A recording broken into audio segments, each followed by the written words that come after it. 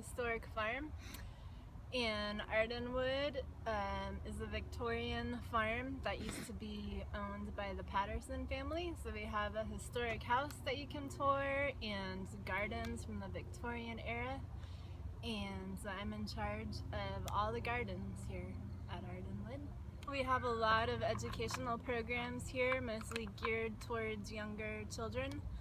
So kids can come out and learn about the Victorian era, how people lived on the farm. We have a lot of farm animals, so they can learn how to take care of the animals, how to feed them, and then we also have a lot of volunteer opportunities like you guys are doing out here, so chances for high school kids or adults to come out and do some gardening or work with the animals.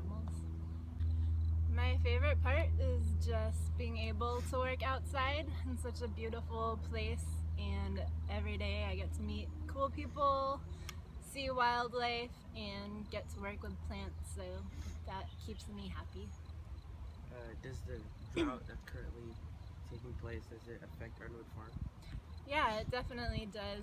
We have a lot of different planted areas, we have a lot of lawns, and a few different orchards, and so we're having to change the way we run ourselves to try to use less water, finding less water dependent species, but things that also still reflect the Victorian time period, so it definitely adds another challenge.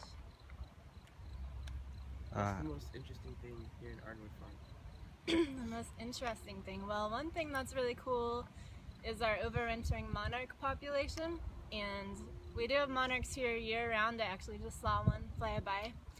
And the greenhouse here is part of the epicenter for that. We have a bunch of milkweed growing all around the greenhouse that you guys helped plant a lot of. That's what the caterpillars eat. And then in our eucalyptus grove, if you come in the winter, you can see all the monarchs clustering in the trees here, which is very unique. There's only a couple places in the Bay Area that have that, so I think that's one of the coolest things about the farm. Alright, so this is the greenhouse that I mentioned, right over here. And we've got some beds with native plants in the front, and in the winter we have some potted plants that are ready to go out. We don't have too much of that right now. And inside the greenhouse is where we start seeds for things that are going to go in the cutting garden later. And should we do a walk around? You can see the milkweed. Let's go this way. So over here we have some more native plants and a couple different varieties of milkweed.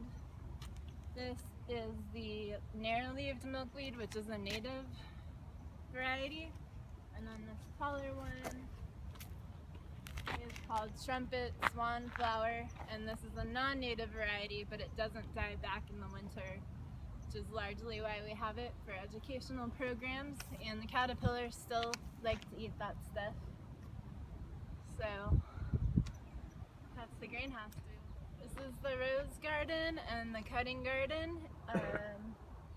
Got a bunch of different kinds of roses. Some are historic, some are modern.